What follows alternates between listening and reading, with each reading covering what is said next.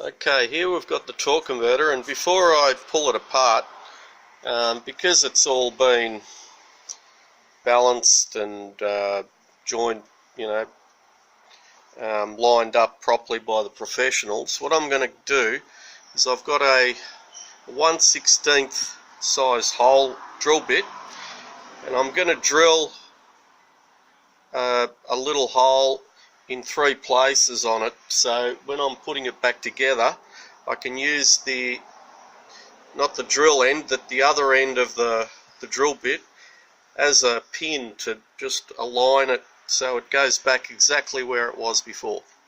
So I'm just going to go ahead now and drill 3 little holes.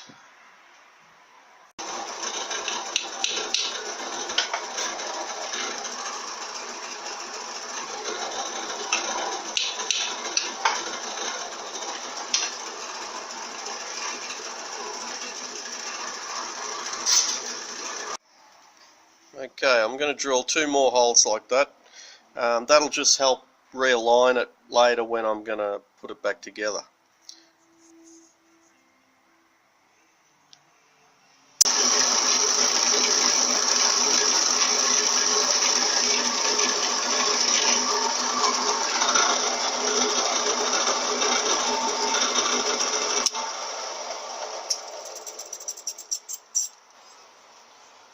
Now it's very important to go very slowly and high speed on the drill, otherwise you'll end up breaking the drill bit.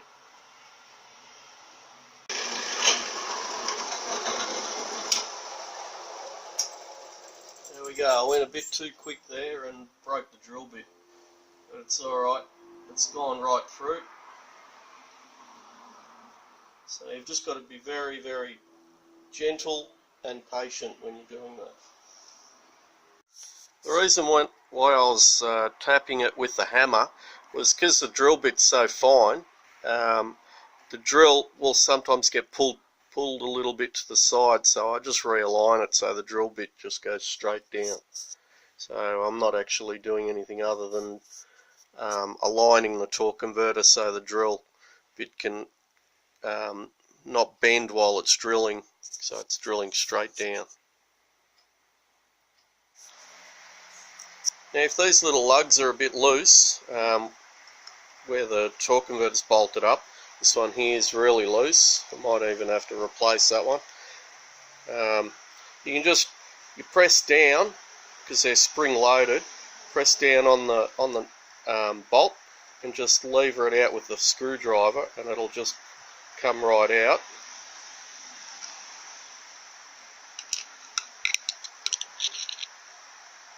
There we go.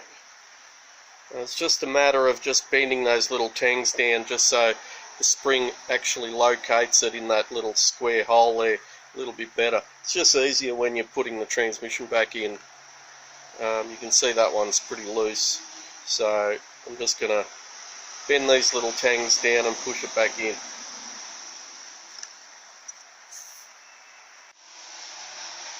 There we go. Taking all the bolts out, now we're just going to pull the torque converter in half. Now this one actually had a little pin here that holds it, but when you're getting it apart, just be very careful you don't damage that where it sits. So I just use a little punch like this, and you just slowly tap around and it'll just pop up. If it's got like a pin like that one, just make sure, yeah, you do it around the pin first.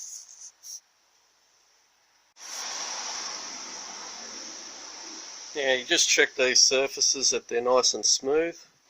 I don't know what's happened here, but there's a bit of a rough bit just there. Although this thrust washer's smaller than it anyway, but still it should be just nice and smooth. Also, when you're getting these things apart, just take note how they go, so you don't mix it all up.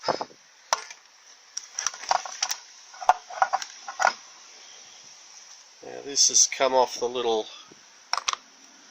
Sprag Clutch there.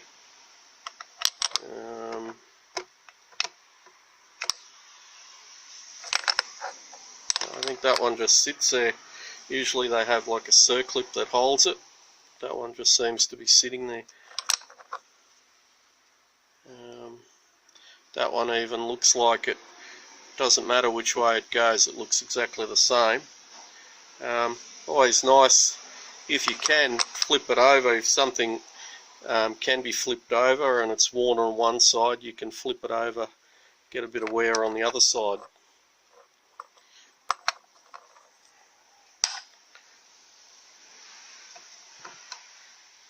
Stator, maybe even if they're the same on either side, we can swap those over.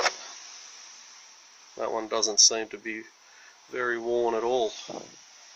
I'd have to measure it up, just make sure it is exactly the same. Whoop.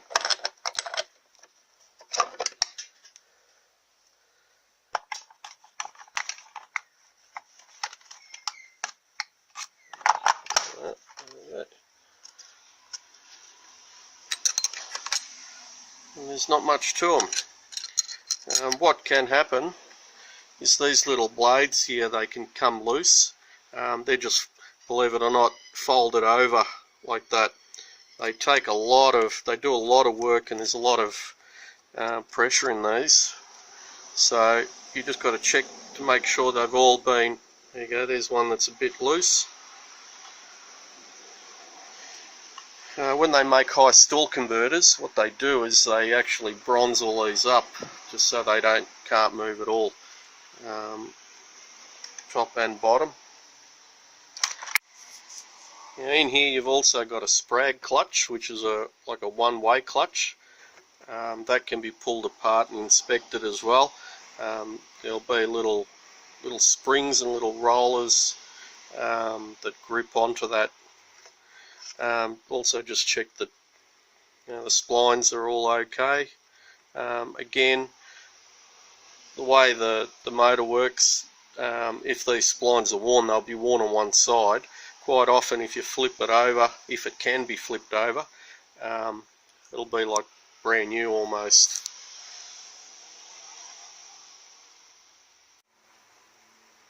The O-ring there, it's gone very hard. So there's one of those in the kit. If you can't, sometimes they're hard to find, these O-rings on different transmissions. It is possible to just put a very, very light bead of Celastic over it when you put it together. That'll also work, but it has to be very, very thin. Putting a lot of Celastic on these things doesn't really work, because the pressure will end up pushing it out, and then you'll have little bits of Celastic floating around through the transmission. So anyway, so we're going to go ahead and just clean this up. Another thing, this also shows quite often some workshops believe that they can flush out a torque converter. You can see how many vanes or blades are involved here, and trying to actually wash it out through that converter neck is almost impossible. Even if you put pressure into it, it's not going to clean it all out completely. This one we're lucky we can pull apart with the bolts. Quite often we'll just send them away and they'll cut them in half because they're welded together. Now I'm just going around slowly and just with a half round hammer just tapping that. Careful not to bend anything.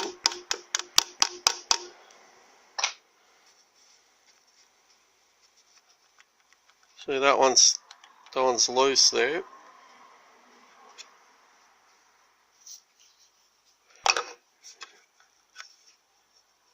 That one's tight. That one's a bit loose.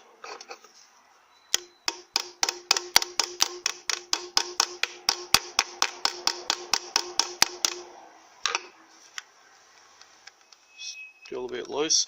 So we just tap those just so they're a bit tighter in the little slots there. Now I've just ran a stone over the mating surfaces, and now we're just going to give it a good clean up, a wash, and put it all back together.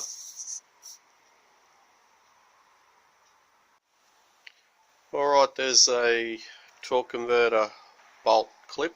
I found a second hand one and just cleaned up the thread on it. I've bent these little tangs a little bit, and that'll just slide in there. Just have to force it in. Just need two hands to do that. There we go. It's just snapped in quite nicely. So now we've got all three are good, nice and tight. Just see they're nice and tight in there. They're not going to spin or pop out of the way. That one might need a bit more tightening. It just seems to be sliding around a bit.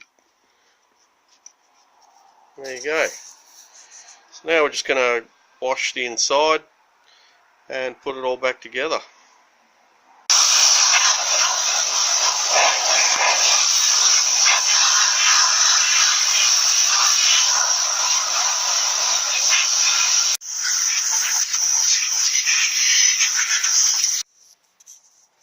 Found high pressure wash is probably the best to wash when you're getting in these veins and that. Blow it out and just leave it in the sun, just so any leftover water will evaporate. Much better than in a parts washer. It doesn't seem to be able to get out of the all the muck out of the little nooks and crannies. Okay, we're just going to wash the stator now. We've washed the turbine and the impeller with high pressure water. Now you'll notice on the stator there's a little print there that says front. That's usually where these blades are thicker. And if we're also going to take a note, with the front facing us, the Sprag clutch, or the one-way clutch, spins freely to the left or anti-clockwise and locks clockwise. So we're just going to make a note of that. If you put that in the wrong way, it's going to cause all sorts of trouble. Another thing I've noticed is that this spacer here, it appears to be the same on both sides. This one's slightly worn. You can see the wear marks on it, and that's the one that's on the front of the torque converter. The other one on the other side, you can see it's hardly even got wear marks on it. So what we're going to do is because it seems to be pushing towards the front, we're going to swap this one, put this one at the front, and the other one at the rear, because it won't wear anymore. You can see that they both look the same in every respect. We've measured it up. This one's about 10-15 thousandths of an inch narrower than the other one. Anyway, we're just going to remove that sprag and give it a clean up now. Okay, we've just popped the circlip out.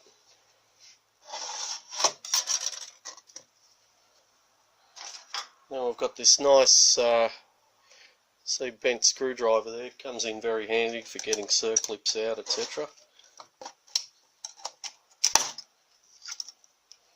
There we go, there's a little cage. Inside there, I don't know if you can see it, there's the rollers and the little springs, and they're actually what locks onto that hub. And now that came out like there. It actually appears that it doesn't matter which way it goes, so we're actually going to flip it 180 degrees, just so if the splines were wearing on one side, it'll now wear on the opposite side.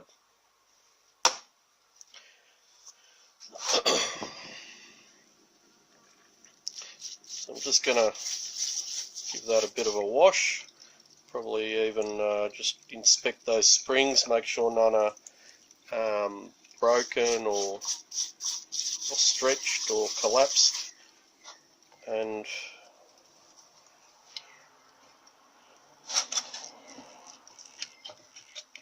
that should just pop out of there.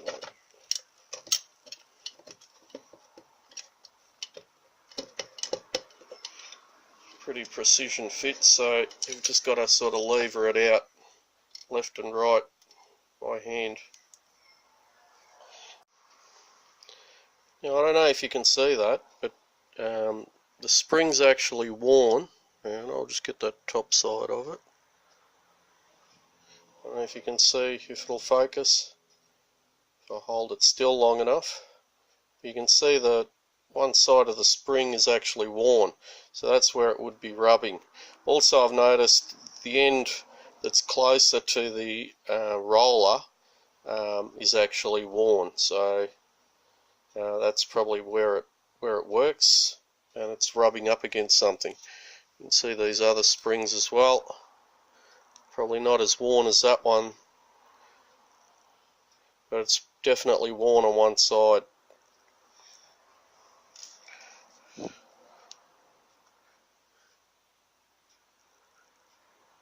Yeah, you can see that one's worn just there on that side.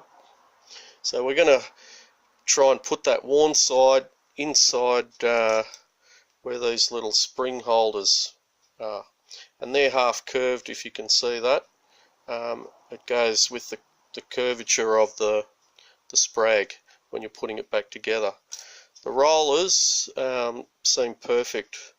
They're not worn anywhere. I've had a bit of a look at them. So basically the springs are the things that are wearing out on this Sprag here.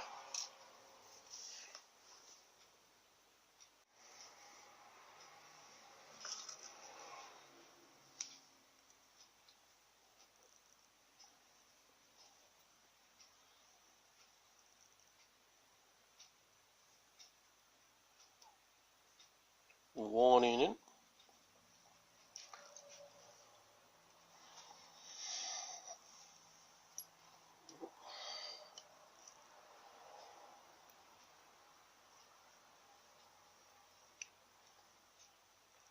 Also a good idea to work in a tray like this, that way if these springs fly out where they shouldn't, like they just did,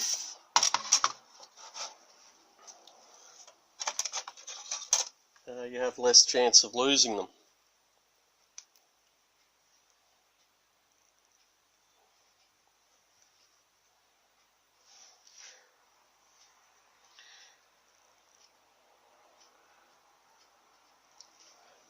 Like that, and then we just pop it in. There we go. The next one, pop a roller in.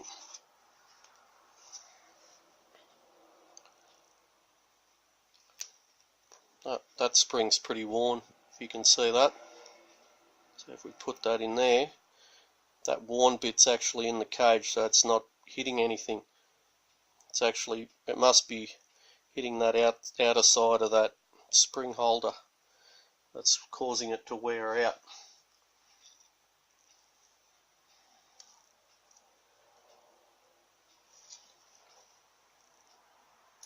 Oh, just popped out again.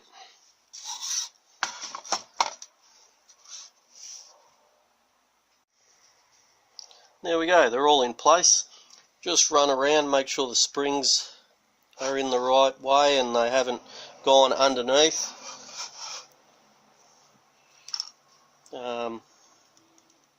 Just give the little rollers a bit of a wriggle. Make sure you put these spring holders in the right way, because they are sort of concave to the shape of the little hub there. There we go. That one's all done. Give this a bit of a wash.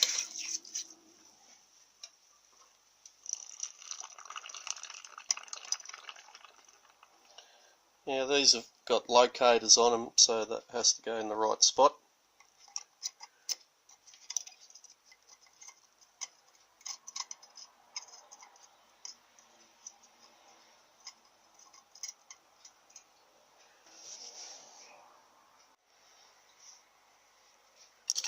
Now I've got this tool, this nice thin blade here, and I'm just gonna, it's a little bit hard to see, but I just push it into that spring there, and I'm putting pressure on the top side of this cage just so it pops in. There we go.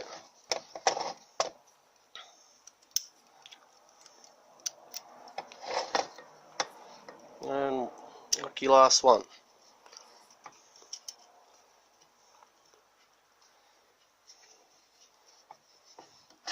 And that just sits like that. And we've just got to rotate this around a bit just so it falls into that little slot housing there. There we go.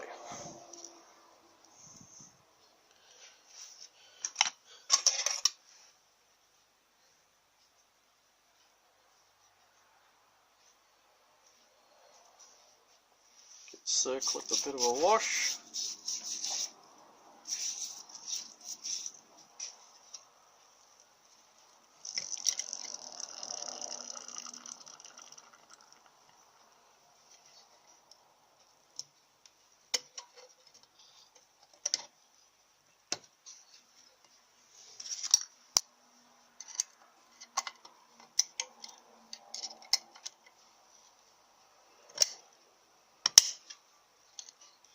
And snap back in nicely.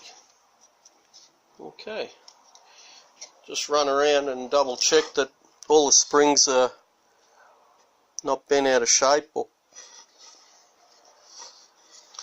been put in incorrectly. All looks okay.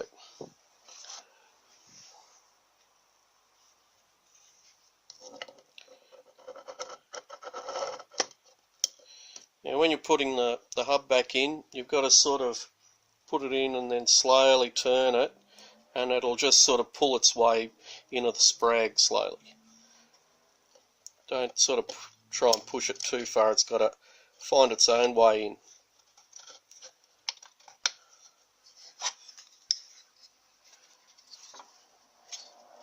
You can see that. There we go. Remember, we've flipped this hub over 180 degrees. And there we go.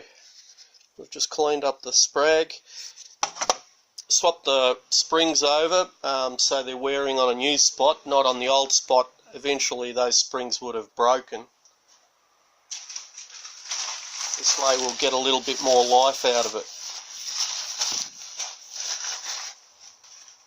Another thing, we're going to swap these end shims over and put the good one on the opposite side there, so it gets a bit of wear. You can see one side hasn't even got any wear marks on it. One side's got a tiny little step there, but hardly anything. And these are made out of alloy as well. The other one was pretty worn. You can see it's been working pretty hard. It must be where the pressure is.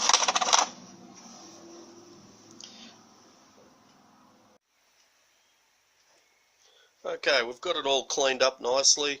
We've done the sprag in the stator. We're putting it back together, so we've got the thrust washer. We've swapped over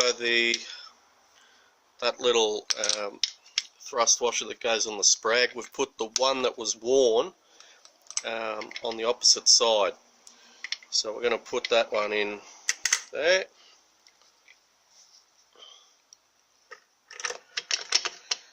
And we've got the other one there. Now what we're going to do, what I've done, is I've got one of these, just a bit of solid bronze pipe, brass pipe, and I've poked it up through the neck here. You can see that. and I've just put it on the edge of that stator gear. I've put it all, reassembled the whole thing, and I've actually pushed this stator up like this using the little bronze drift, and I've had the top on top of here, and I've measured with the verniers. I've got about 50 thou or thousandths of an inch, 50 thousandths of an inch end float in there. So the little washer that goes on the opposite end,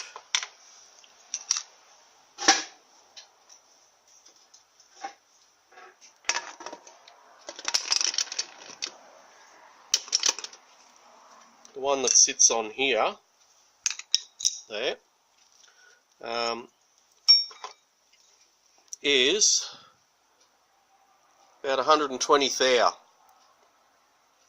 or 120 thousandths of an inch, nearly an eighth, I think it is, of an inch. So we're going to basically put in this one, which is 140 thou, so it's about 20 thou thicker. So we put that back on there. I've tested it, put the end cover back on, and we've got about 20-25. It's hard to measure it precisely, but around 20 to 25 thou clearance or end float in there is ideal.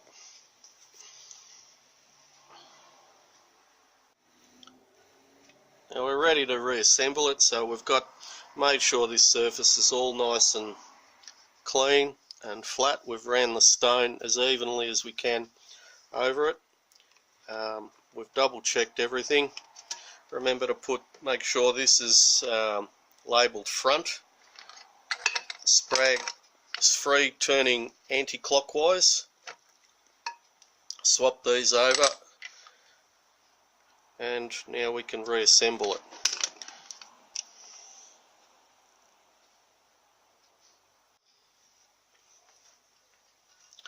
Now I've got the new O-ring. You can see it's actually round, whereas the old one's flattened out, sort of a triangular sort of shape.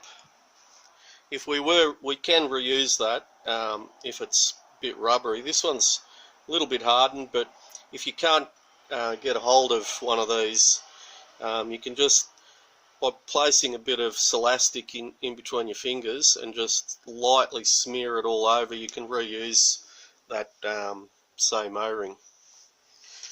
So we're just going to place this O-ring on the end cover, and it should just hold there. If it won't hold, you just give it a little bit of a anti-clockwise twist, and it'll sort of pull down on itself. Just the rubber will be pulling down.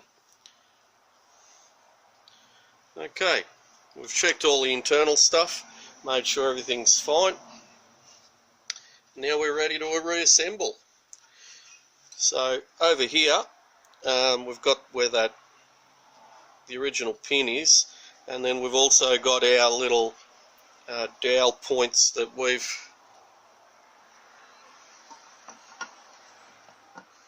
drilled out previously. So just try and get this on as evenly as you can.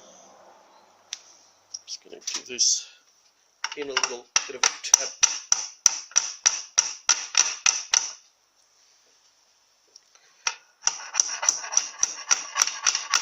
We'll just knock that pin there up, and just evenly give the whole thing a tap.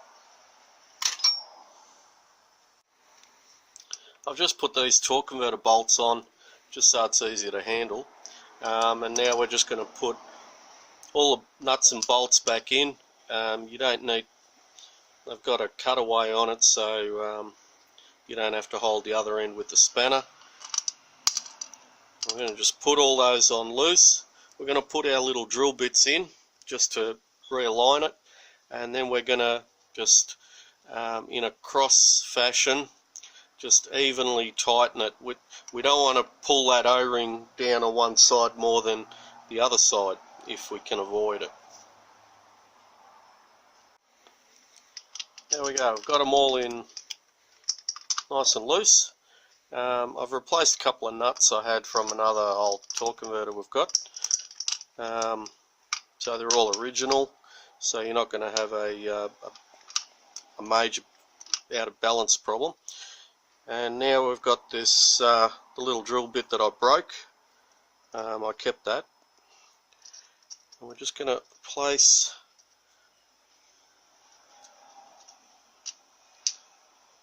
that one's gone in a little bit,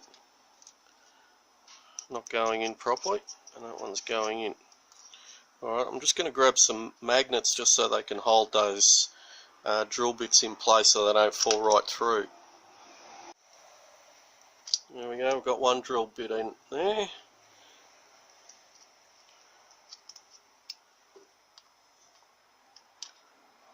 The other one being held by the magnet there.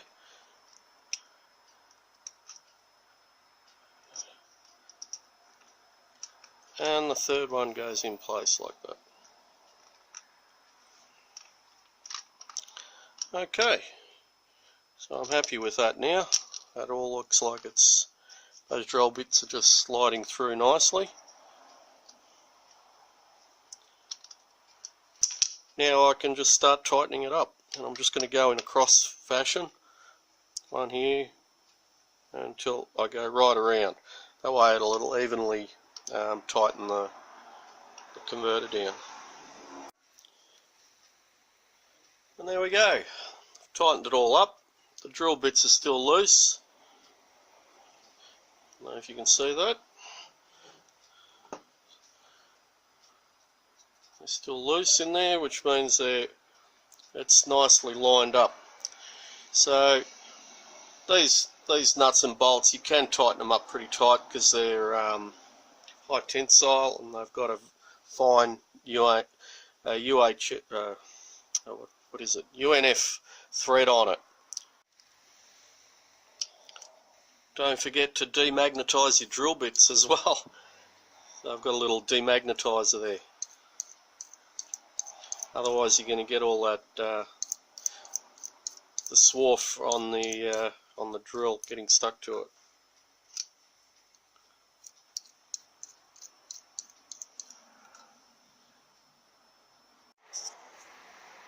Now I'm just going to spin the torque converter at 108 revs per minute, just make sure everything's going okay. I've made a running center here that just goes into a bearing in there, and we'll just give it a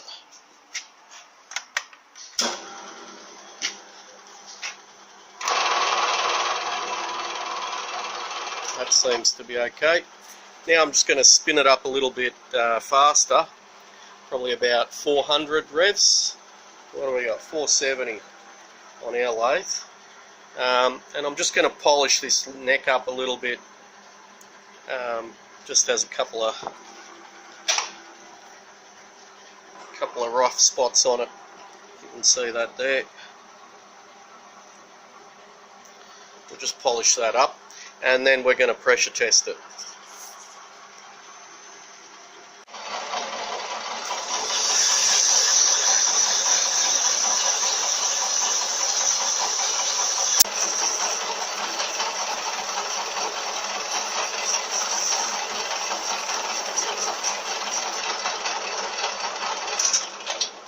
When I'm doing these sort of jobs, I always spin the lathe backwards. That way, if there's any nasty bits there, if it's spinning around this way, it could actually hit your finger. If it's spinning around the other way, it'll just sort of work away from your finger. So it's always a good idea when you're polishing stuff like that by hand to go in reverse, just so you don't hook your finger or take your fingernail off or whatever. Anyway, that's nicely polished. Now we're just going to put the pressure tester on it. There we have it. We've got a pressure testing tool. You can see that one does the GMH and the torque flight converter next, and then we've got this adapter that does your old Borg-Warner 35s, so just so we don't have to keep swapping and changing.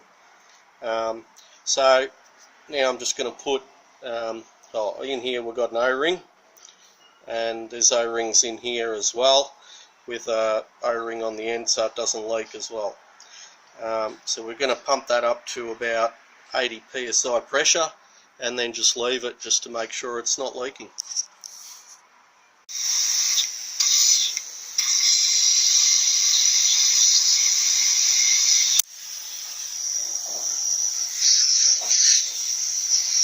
Yeah, it's leaking over here on the O-ring, so I might have to replace that O-ring.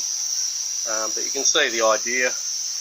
That's on just a bit over 80 psi pressure.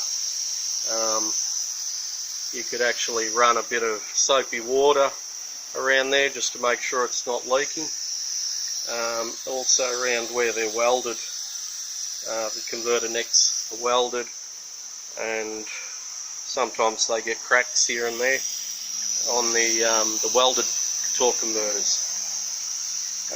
This one, because we've put it exactly how it was, I don't believe that there was a need to balance it. So anyway, I'm just going to check where that's leaking there. You can actually feel it leaking right there. Replace that O-ring and retest it. Anyway, that's how we recondition the torque converter on a cast iron Powerglide. I hope that's helped you in a bit of confidence to do it yourself. Thank you for watching. Well, you can see just had a big nick out of the O-ring.